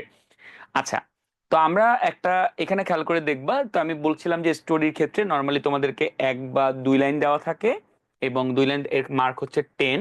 তো তোমাকে কমপ্লিট করতে হয়, এবং এখানে তোমাকে একটা হেডিং দিতে হয়। সো হেডিংটা তোমরা কখনোই একটু খেয়াল করবা, যে এখানে কি আছে, যে school boy named Mahbub was coming home from school, suddenly he saw an old man lying on the road. তো একটা খেয়াল করবা, যে একটা পারফেক্ট স্টোরি লেখার ক্ষেত্রে তোমরা সবসময় চেষ্টা করবে যেন এই স্টোরিটা পজিটিভ হয়, অর্থাৎ এমন কিছু লিখবা যাতে করে একটা পজিটিভ ভাইব দেয়। মানে ধরো এখন একটা ছেলে, সে স্কুলে যাচ্ছিল, স্কুল থেকে বাসায় ফিরছিল, সে দেখলো যে একটা লোক রাস্তার পাশে পড়ে আছে। তো এরপর যদি তুমি গল্পটা এভাবে করো যে এবং সে ইগনোর করে চলে গেল, তাহলে কিন্তু এটা এটা কিন্তু ভালো গল্প হবে না, বা বুঝতেই পারছো এরকম তো গল্প তোমরা লিখবাও না। সো গল্পের প্রথম জিনিসটা হচ্ছে যে একটা পজিটিভ গল্প থাকতে হয়, যেখানে একটা বীরত্বের গল্প, বা কোনো একটা মানুষের ভালো কাজ, গুড ডিড যেটাকে আমরা বলি, গুড ডিড, বা আমরা ভালো কাজের একটা এক্সাম্পল দিবা, বা গল্পটা যদি মুখস্থ থাকে তাহলে তো মুখস্থ। তো আমরা যদি এভাবে চিন্তা করি যে দ্য গুড ডিড বলতে পারি, বা বলতে পারি দ্য আহ, দেখো আমরা একটু প্যাসটা পড়ি, মানে স্টোরিটা পড়লে তাহলে হচ্ছে আমরা এটাকে আমরা কিন্তু লিখতে পারবো ভালো করে। তাহলে আমরা কি বলতে পারি, যে স্কুল বয় মাহবুব, সে হচ্ছে স্কুল থেকে ব্যাক করছিল, suddenly he saw an old man lying on the road, সে দেখলো যে একটা লোক রাস্তার পাশে পড়ে আছে। এরপর সে কি করলো, he went near the person, সে পার্সনের পাশে গেল, অ্যান্ড কি বললো যে এই যে he quickly rushed over to the man and asked if he was all right, এবং মানুষটাকে জিজ্ঞেস করলো যে সে অল রাইট কিনা, এবার সে ঠিক আছে কিনা। The old man groaned and said he had slipped and hurt his leg, লোকটা বললো যে সে হচ্ছে স্লিপ খেয়ে পড়ে গেছে, এবং তার পায়ে কি করেছে, ব্যথা পেয়েছে। Mahbub carefully helped him sit up and asked if he needed any help. Mahbub কি করলো, তাকে বসতে হেল্প করলো এবং মাহবুব তাকে বসালো এবং জিজ্ঞেস করলো যে তার কোনো রকম হেল্পের প্রয়োজন আছে কিনা, বা তার কোনো রকম মানে দরকার আছে কিনা তার কোনো। The man স্মাইলড weekly and said he could use some help getting home. মানুষটা তাকে বলল যে আহ, তাকে হচ্ছে যে বললো যে তাকে যাতে করে ওই উম, কি বলা হয়, যে লোকটা অসুস্থ দেখাচ্ছিল এবং তাকে বললো যে যাতে বাসায় যেতে তাকে হেল্প করে মাহবুব, এই কথাটা বলেছে। Mahbub supported the old man and walked with him to his house. Mahbub তাকে সাপোর্ট করলো এবং তাকে বাড়িতে নিয়ে গেল, which was not far away, যে বাড়িটা বেশি ছিল না, কি দূরে ছিল না। When they reached the house, the old man thanked Mahbub and offered him a glass of water. So মাহবুব যখন তাকে বাড়িতে নিয়ে গেল, সে লোকটা তাকে থ্যাঙ্কস বললো এবং তাকে কি করলো, ওয়াটার অফার করলো, পানি খেতে দিল। Mahbub politely refused but smiled and said it was his pleasure to help. Mahbub, এটা আমরা জাস্ট বলতে পারি যে মাহবুব বললো যে ওকে থ্যাঙ্কস, পানি সে হয়তো খেলো না বা তার হয়তো পিপাসা ছিল না, বা এরকম বলতে পারো Mahbub accepted the offer and drank that water, এরকম বলতে পারো। The old man deeply touched told Mahbub that he had done a noble thing and that kindness would always come back to him. মানে মাহবুব, দেখো, তাহলে প্রত্যেকটা স্টোরিতে তুমি কি করবা, তুমি একটা মানে একটা ক্লাইম্যাক্স দিবা। যে ক্লাইম্যাক্সটা কি, এখানে দেখো একটা জায়গা আছে যে লোকটা মাহমুদ মাহবুবকে বলছে যে যে তুমি এই যে দয়া করেছো মানুষের উপরে, দয়াটা কি করে মানুষের উপর ব্যাক করে, মানে তুমি কাউকে দয়া শো করলে তুমিও কাউকে কেউ না কেউ আবার তোমাকে দয়াটা শো করবে। মানে তোমার, if you do something for good for other person, something good will happen to you, মানে তুমি মানুষের জন্য ভালো করলে তোমার জন্য ভালো, এটা অটোমেটিক্যালি হবে ইনশাআল্লাহ, মানে এইরকম একটা ব্যাপার আর কি। Mahbub returned home feeling happy knowing he had made a difference in someone's life that day. সে কি করলো, সে বুঝতে পারলো যে he had made a difference, সে কারো একটা জীবনে একটা ভালো কিছু করেছে এবং এটা নিয়ে তার গুড ফিলিং হলো। তাহলে আমরা টাইটেল দিচ্ছি কি, দ্য গুড ডিড। সো একইভাবে খেয়াল করে দেখো যে এই যে থার্স্টি ক্রো আছে, আমরা সবাই এই গল্পটা জানি। আর থার্স্টি ক্রো, যে একটা গল্পটা কিরকম ছিল, যে একজন একটা ক্রো, সে অনেক বেশি থার্স্টি ছিল এবং অনেক পিপাসার্ত ছিল এবং তার চারপাশে কোনো পানি ছিল না, ওয়াটার ছিল না। সে দেখলো যে একটা জায়গায় শুধু একটুখানি পানি আছে, কিন্তু সেই পানিটা হচ্ছে ওই যে কলসির নিচে। তখন সে কি করলো, সে বুদ্ধি করে সে হচ্ছে অনেকগুলো ওই যে আহ পেবল, যেগুলোকে আমরা বলি পাথর, সেই পেবল কি করলো, সে পেবল গুলো ওই মানে তোমার হচ্ছে জারের মধ্যে দিল এবং সে ওই পানিটা যেটা উপচে উঠছিল সেটা সে ড্রিঙ্ক করলো এবং সে হচ্ছে তার thirst. Should use the moral as title or just general name? যদি কোনো গল্পে মোরাল থাকে তুমি মোরালটা দিলে এটা বেস্ট, মোরালটা দিবা।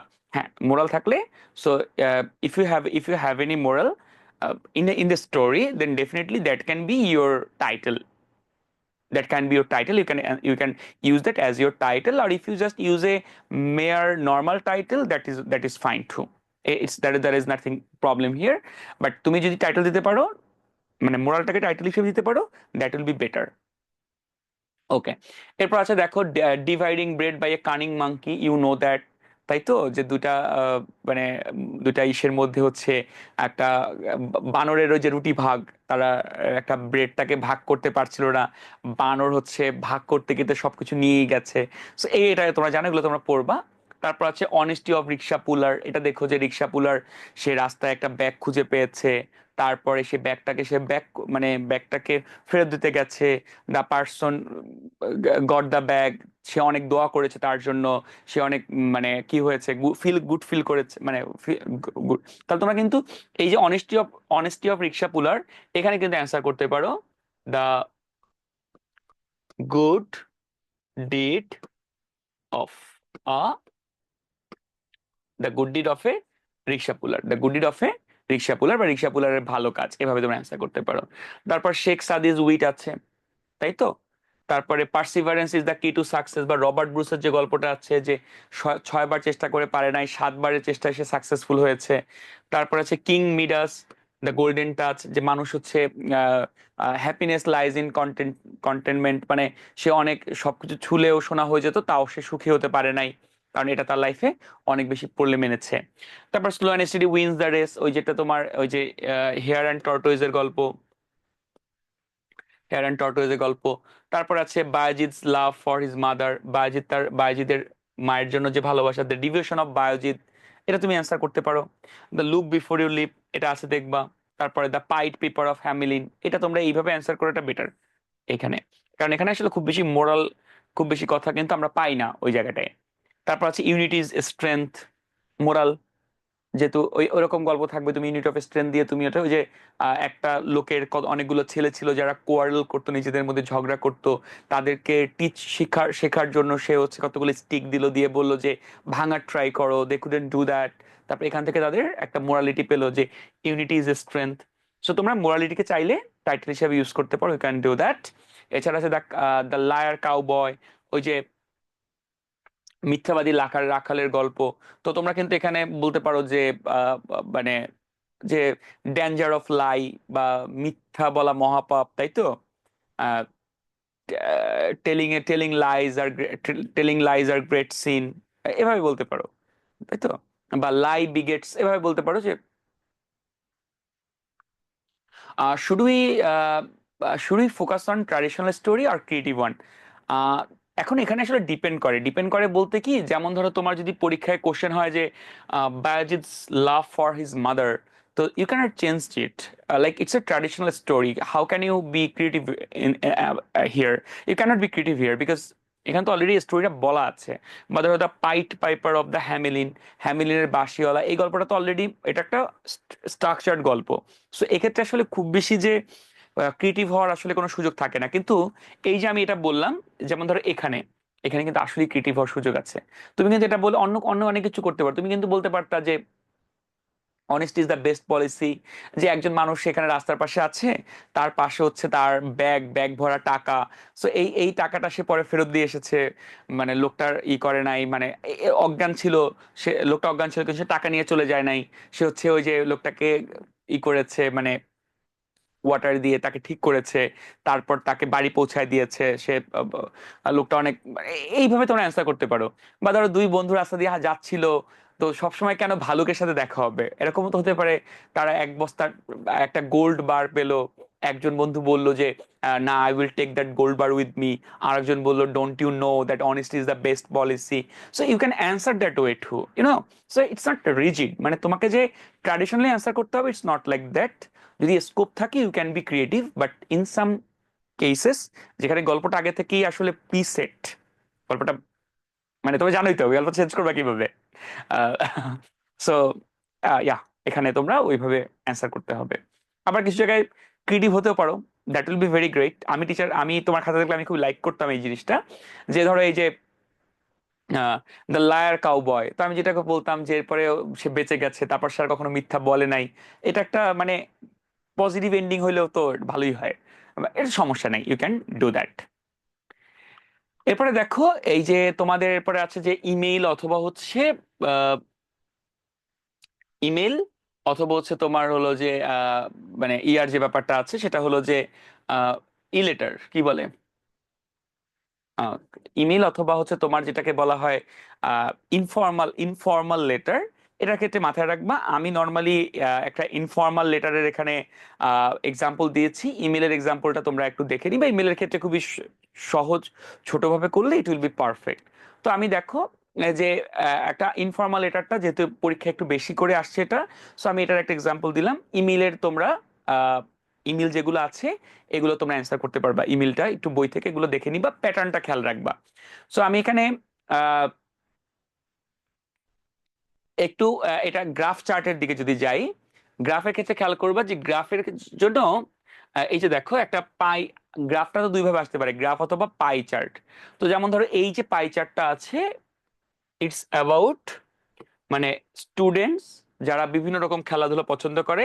তো এখানে বলেছে দেখো, ক্রিকেট পছন্দ করে 30%, ব্যাডমিন্টন 20%, ফুটবল 40%, এবং কত হলো 100%, তাই তো?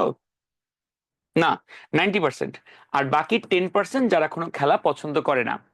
তো খেয়াল করো, দেখো বলেছে the pie chart below shows the percentage of supporters of different games and sports of our country, now describe the chart in about 150 word. এখানে কিন্তু ওয়ার্ড লিমিট দিয়ে দিয়েছে, 150 ওয়ার্ডের মধ্যে তোমাকে অ্যান্সার করতে হবে। You should highlight and summarise the information given in the chart. চার্টে যে হাইলাইট এবং হাইলাইটগুলো আছে, এই বা পার্সেন্টেজগুলো আছে, এগুলোকে হাইলাইট করতে হবে।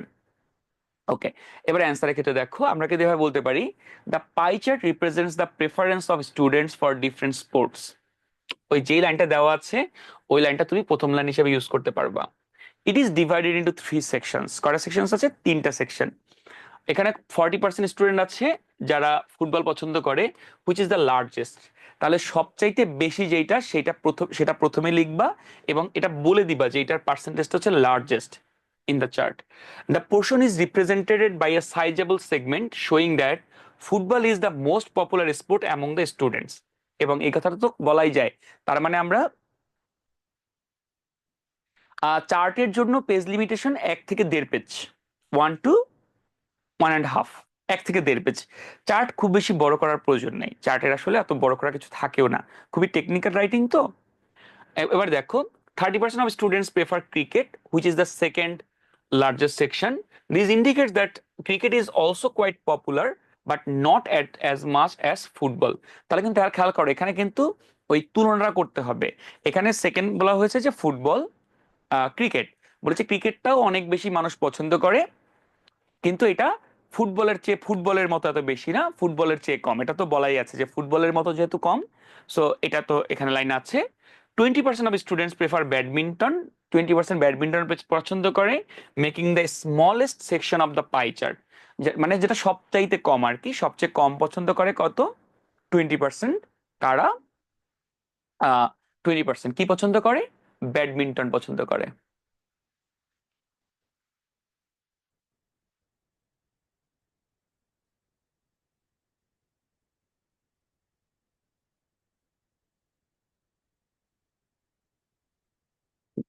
এবারে দেখো, তারপরে হচ্ছে বলা আছে, despite being less favoured than the other two sports, badminton has a noticeable following. যে ব্যাডমিন্টন মানে দুইটাও বেশি পছন্দ করলো, ব্যাডমিন্টনও কিন্তু অনেক মানুষ পছন্দ করে, এই কথাটা বলা আছে। Overall the pie chart highlights that football is a favourite sport followed by cricket and then badminton. তার মানে বলা হয়েছে যে ফুটবল সবচাইতে পছন্দের খেলা, তারপর আছে ক্রিকেট এবং তারপর আছে ব্যাডমিন্টন। আচ্ছা, অনেকে প্রশ্ন করেছো যে স্টোরির ক্ষেত্রে, যে ভাইয়া স্টোরির ক্ষেত্রে কমন আসে টাইটেলটা কিভাবে দিব। আমি আবার উত্তরটা বলছি, ওই তুমি যেভাবে স্টোরিটা লিখবা সেভাবে। যেমন ধরো তুমি দুইজন, ওই যে বললাম যে দুইটা বন্ধু যাচ্ছে, যদি দেখো যে তারা কোনো একটা গোল্ড বার পেয়েছে বা টাকার একটা ব্যাগ পেয়েছে, ফেরত দিয়ে এসেছে, so honesty is the best policy. তারা একটা অসুস্থ মানুষকে দেখেছে, সেই মানুষটাকে তারা হেল্প করেছে, so the noble deed of two young boys. বা ধরো তারা মানে এইভাবে আর কি। আর যেগুলো ট্র্যাডিশনাল স্টোরি, সেখানে তো আসলে গল্পের নামটা বলাই থাকে। যদি কোনো গল্পতে কোনো মোরাল থাকে, তাহলে ওই মোরালটা দিয়েও তোমরা স্টোরি নামটা লিখতে পারো। ওকে। চাই আর পাই চার্টের জন্য খুব বেশি বা এই গ্রাফের জন্য খুব বেশি পেজ লিমিটেশন নাই, তোমরা চেষ্টা করবা 1 পেজ বা হাতে লেখার উপর ডিপেন্ড করে, মানে এই কন্টেন্ট গুলো যাতে থাকে। প্রথমত সবচাইতে বেশি কে, আহ, কত পার্সেন্ট, সেকেন্ড কে, সে প্রথম থেকে কত পার্সেন্ট কম, থার্ড কে, সে কত পার্সেন্ট, এরপর ওভারঅল একটা কমেন্ট। এই এখানে খুব বেশি 8-10 লাইনের বেশি কোনোভাবে লেখার দরকার নেই। সো তুমি ওইভাবে চিন্তা করে লিখতে পারো। এখানে কিন্তু বলে দিবে যে 150, 150 ওয়ার্ড। সো 150 ওয়ার্ড মানে কিন্তু আসলে খুব বেশি লেখাও যাবে না, এট বেস্ট 8 থেকে 10 লাইন লিখতে পারবা, ইউ ক্যান। তো আমি এখানে তোমাদের অনেকগুলো আছে যেটা বলছিলাম, আমি তোমাদের ইমেল এবং ইনফর্মাল রাইটিং নিয়ে অনেকগুলো টপিক দিয়েছি। যেমন এখানে আছে যে what you intend to do after SSC, তারপরে describe your country to your pen friend, তোমার বন্ধুর কাছে তোমার পেন ফ্রেন্ডের, মানে তোমার বন্ধুর কাছে তোমার দেশ সম্পর্কে বলো যে তোমার পেন ফ্রেন্ড। তারপরে describe the co curricular activities of your school. তোমরা কি করবা? এই জিনিসগুলো শিখবা। শুধু ইমেল লেখা বা শুধু ইনফর্মাল লেখাটা গুরুত্বপূর্ণ না, ওগুলো তুমি প্যাটার্নটা মনে থাকলে এমনি লিখতে পারবা। কন্টেন্ট গুলো, যে কি কি কন্টেন্ট তুমি লিখবা। তারপরে তোমার এই যে দেখো, তোমার স্কুলের যে কো কারিকুলার অ্যাক্টিভিটি আছে সেগুলো নিয়ে, benefits of reading newspaper, thanking for birthday gift, তারপরে আছে importance of taking physical exercise, inviting your friend to spend summer vacation with you. তারপর তোমার আহ, খারাপ সঙ্গ, এভিল কোম্পানি থেকে বাঁচার জন্য তোমার ছোট ভাইয়েরকে কিভাবে পরামর্শ দিবা। To friend thanking for hospitality, তুমি বন্ধুর বাসায় বেড়াতে গিয়েছো, তারা কিভাবে হসপিটাল তোমাকে ভালো তোমাকে দেওয়ার গুড হোস্ট, সেটা নিয়ে তুমি লিখতে পারবা। তোমার পড়ালেখার যে এসএসসির যে প্রোগ্রেস, সেটা নিয়ে তোমার লেখার প্যাটার্ন খেয়াল করবা। তারপর importance of reading news paper, এছাড়া বললাম যে প্রাইজ গিভিং সেরিমনি নিয়ে, এগুলো নিয়ে লিখবা।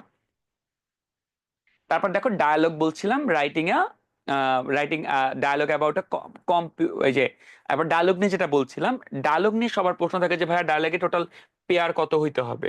আমি বলি যে এখানে সিক্স, ছয় মানে সিক্স পেয়ার যদি হয়, মানে 6বার কথোপকথন যদি হয়, তার মানে 12টা হয়ে যাবে। 12 মোর দ্যান এনাফ। ওকে। সো আসলে গ্রাফে ডায়ালগে কি হয়, ডায়ালগটা আসলে খুব ফানি, কারণ আসলে আমাদের যখন বন্ধুদের সাথে দেখা হয়, আমরা তো কখনো বলি না যে hello friend, how are you. আরেকজন বলে যে I am fine friend, what about you. আমরা আসলে এভাবে বলি না রিয়েল লাইফে, কিন্তু ডায়ালগ আসলে এভাবে শুরু করতে হয়। তারপরে ডায়ালগে যে ব্যাপারগুলো থাকে, যে প্রবলেমের জায়গাগুলো থাকে, যে কথার জায়গাগুলো থাকে, সেগুলো দিয়ে একজন শুরু করে আর একজনকে ওই উত্তরগুলো দিয়ে দিয়ে যেতে হয়, তথ্য দিয়ে যেতে হয়। সো এখানে আমি বলবো যে পেয়ার মানে 6 পেয়ার্স যদি বলা হয়, তার মানে টোটাল হচ্ছে 12 পয়েন্টস, 12টা পয়েন্টসে তোমরা এই অ্যান্সার গুলো করবা। তো আমি কতগুলো সাজেশন দিয়েছি এখানে, যে কোন প্যাসেজ ডায়ালগ গুলো প্র্যাকটিস করবা। যে how to eradicate illiteracy problem from Bangladesh. So একজন ফ্রেন্ড আরেকজনকে বলবে যে, এভাবে বলবে যে, তোমরা যখন ফ্রি হ্যান্ড লিখবা যে illiteracy problem is a big problem for Bangladesh. We have to solve this problem because many of our country people are suffering due to illiteracy, because they cannot join job and they became মানে বুঝতে পারছো, they cannot develop their life। এবার কি কি, এবার benefit গুলা কি কি, তাহলে বেনিফিট গুলা বলবা। কিভাবে মানুষকে লিটারেট লিটারেট করা যায়, লিটারেসি কমানো যায়, সেটা নিয়ে বলবা। এভাবে আছে making a garden in front of school, খুব বেশি গুরুত্বপূর্ণ না, এগুলো খুব ইজি। তারপর মোবাইল ফোনের, টিনেজে মোবাইল ফোন ইউজ করার যে প্রবলেম গুলো, যে ডিমেরিটস গুলো আছে, মেরিটস আছে, ডিমেরিটস আছে। মেরিটস আছে যেমন ধরো অনলাইন ক্লাস জয়েন করা, তারপরে কোনো একটা কন্টেন্ট দেখা, এগুলো। আবার ডিমেরিটস আছে টাইম ওয়েস্ট করা, সোশ্যাল সাইট গুলোতে বেশি সময় দেওয়া, পড়ালেখার টাইমটা পড়ালেখা না করা, এগুলো বলা আছে। তারপর বলা আছে about the importance of reading news paper, importance of reading news paper, পড়ার ভূমিকা, উপকারগুলো। তারপরে importance of games and sports in our life, আমাদের লাইফে স্পোর্টস অ্যান্ড গেমস এর কি ভূমিকা রয়েছে। তারপর দ্য ডেঞ্জার অফ স্মোকিং, হ্যাঁ, একজন স্মোকিং করে আর একজনকে ডেঞ্জার স্মোকিং সম্পর্কে বলা। বেনিফিটস অফ আর্লি রাইজিং, সকালবেলা ঘুম থেকে ওঠার যে সুবিধাগুলো আছে সেগুলো। তা tree plantation, aim in life, road accident, preparation for the exam, dengue fever, এই বিষয়গুলো নিয়ে তোমরা প্রিপারেশন নিতে পারো। তো আমাদের ক্লাস এই পর্যন্তই ছিল। তোমাদের যদি কোনো প্রশ্ন থাকে, সেই প্রশ্নগুলো আমাকে করতে পারো। কোনো প্রশ্ন কি আছে তোমাদের?